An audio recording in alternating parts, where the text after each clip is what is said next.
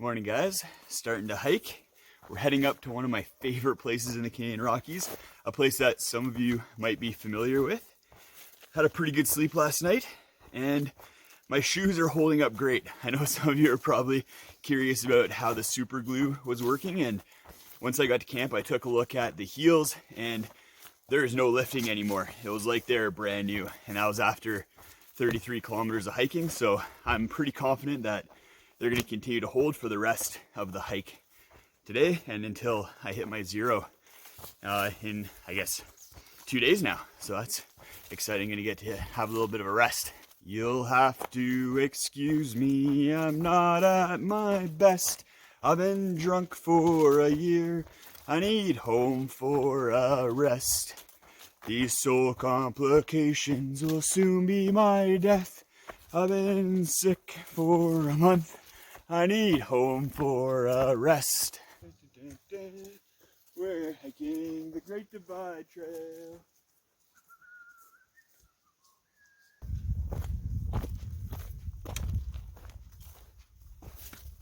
So for the last week here during Section B, we've been following the eastern boundary of the Canadian Rockies, in between the mountains and the foothills before you get into the prairies.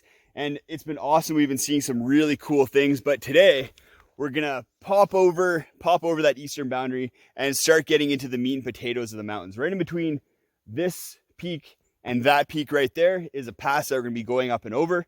And then after that, we're in the heart of the Rockies. We're gonna be seeing some of the crown jewels of the Rockies, Mount Assiniboine, which is described as the Matterhorn of the Rockies, and other really awesome, just huge epic landscapes.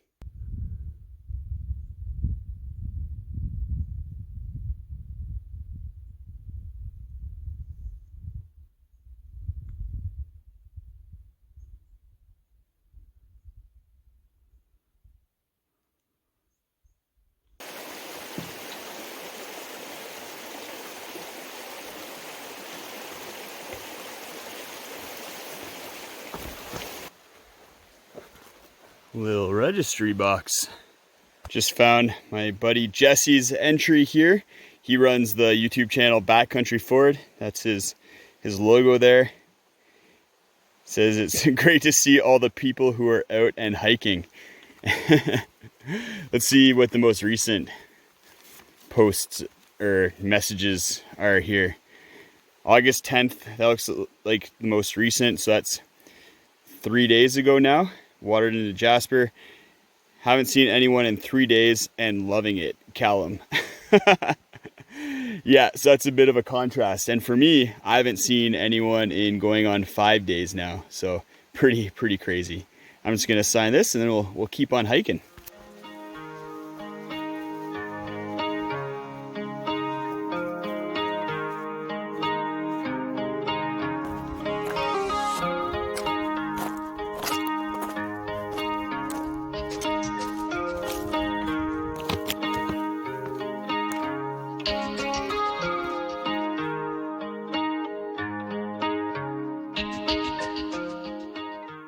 Made it up here, one of my favorite places in the Canadian Rockies.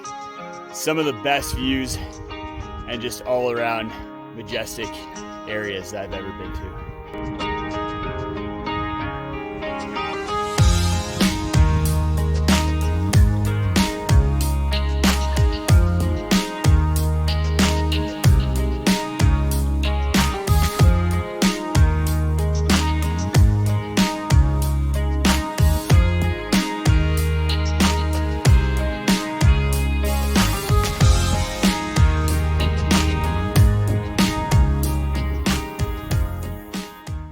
So it just hit me that tomorrow is my last day on Section B of the Great Divide Trail, which is crazy. It felt like Section B just kind of flew right by, and I almost wonder if that's just the way that I dealt with the difficulties of Section B. Section B had much longer days than Section A. Section A had tough trail, but not nearly as long of days, and for that reason I think Section B has been a bit more mentally challenging. And the way I deal with kind of mentally challenging situations, my go-to is to kind of just close in and shut down a little bit. And I think that's what I did in Section B. And that's why things kind of just flew by. Like I had tough days, but it wasn't nearly as emotional as section A. And I've been trying to figure out if that's something that I'm okay with, kind of closing down those emotions. In my personal life, it's been something that I've been working on a lot over the last year, is not closing off when things get mentally challenging and staying open and really kind of identifying those feelings and engaging with them. But on the trail, maybe that's a legitimate strategy for getting through the day. I think going into section C, I have a lot, even harder days, like significantly tough days. And I want to be a little bit more open to feeling the trail mentally and emotionally, not just close down and just power through. And I think that's something that I'm going to try and work on. It's something I'm working on in my personal life. I've been seeing a therapist for the last year, kind of being able to develop my emotional vocabulary and identify emotions and engage with them. So I think we're gonna continue working on that on the trail. I think why stop at the trailhead? We'll keep on doing that, and we'll see if there's more tears in section C, because I cried a bunch in section A and not at all in section B.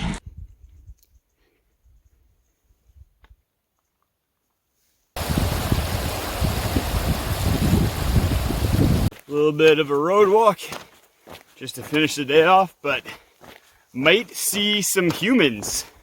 Haven't seen any humans in 5 days, so that could be exciting. We'll see. Might even get to talk to somebody. We made it to the campsite for the day. The very first thing I like to do is loosen off the laces of my shoes. And then the next thing, and I might even do this before I even get to camp if I find a good source, but I like to fill up all my water, get my water filled up so that I'm good for dinner and for the rest of the night and even morning.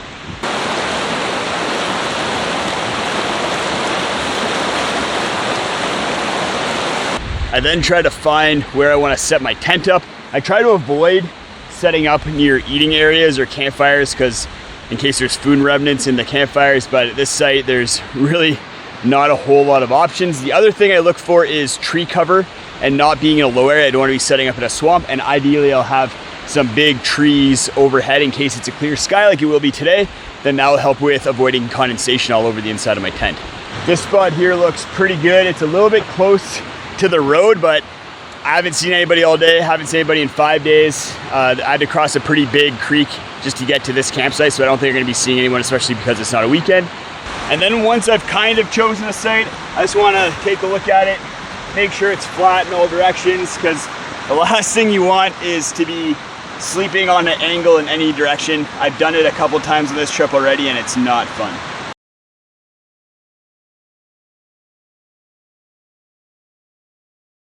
Then I start unloading my pack. I take my food bag, put it off to the side, and then right underneath that I have my Nilo fume bag with all my dry stuff, and I just start tossing my clothes in, which are usually at the top, my hat, toque, socks, and my sleeping pad. I don't inflate my sleeping pad right away. I usually save that until right before I go to bed, just because I'm just a little bit too lazy until after I've had dinner. And then this is actually a good time to talk about gear of the day. I'm gonna give it to the Trekology 2.0 pillow. This thing has just been super comfortable for me this entire trip while still being lightweight. Some of you have asked about why not the Hike Enture. It just weighs a little bit too much, whereas the Trekology 2.0 is just a little bit more compact and a little bit lighter. And then we have my light equipment quilt. Throw that in there as well. Along with my ditty bag with my charging cables, earplugs, all that kind of stuff. I'll throw that in there as well. I take out my poop kit, put it off to the side, grab my water bottles for later, and then I just store my bag underneath this vestibule. There's enough overhang of the tent that even if it rains, I will not get water inside this tent. I've had it happen on this trip already, and that's an awesome feature because I get a lot of ventilation, and I haven't had any issues with condensation yet. Then it's time for dinner. I've been using the Ursack XL for storing all my food, and then I go and hang that from a tree. This is a bear-proof bag. So in the Canadian Rockies, there's lots of grizzly bears, so that's why we need a bear-proof bag. I'm on my second last day today, so I need to a lot of garbage, bags of garbage. And then for dinner tonight, we're having good to go mushroom risotto. This is one of my favorite good to go meals. Yeah, just same as usual for how I get everything together. I just have my little Tokes titanium pot, little fuel can, little BRS 3000 stove. Silly little stove, but it works really well. Only 25 grams, which is just crazy, isn't it? So get that going. After some water, this one takes 500 mils of water.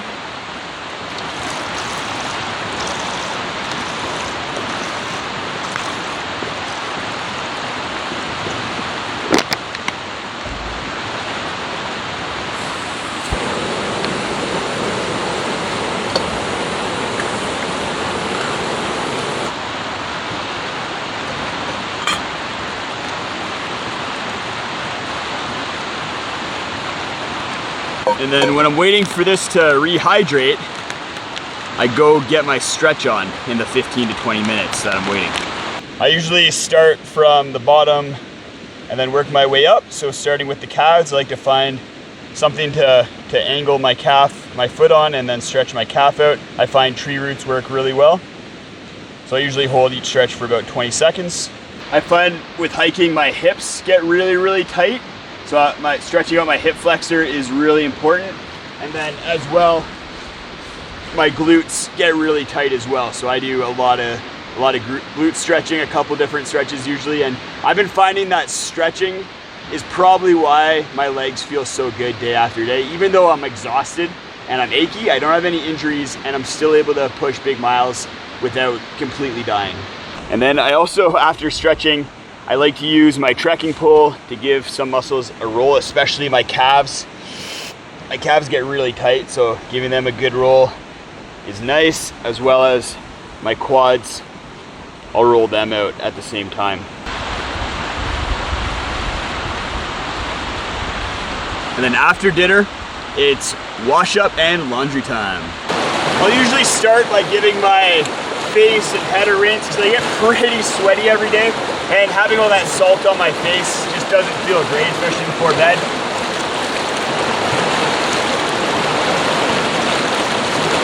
I'll then give my feet a little bit of a rinse as well.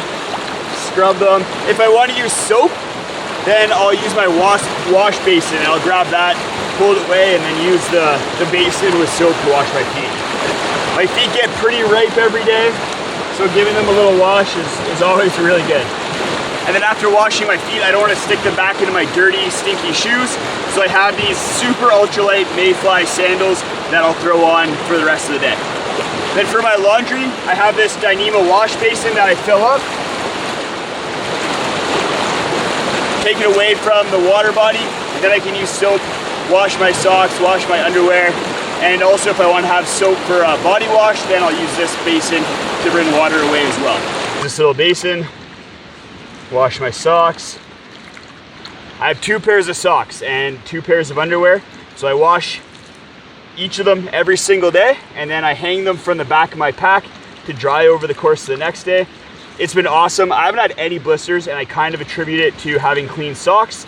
And I just feel a lot better and a lot cleaner, especially with the underwear. The underwear is kind of a big one, so I recommend it. I recommend taking care of your hygiene when on the trail. I'm still hiking over 20 miles or 30 kilometers every single day, and I'm taking the time to do this because honestly, it definitely makes you feel good at the end of the day.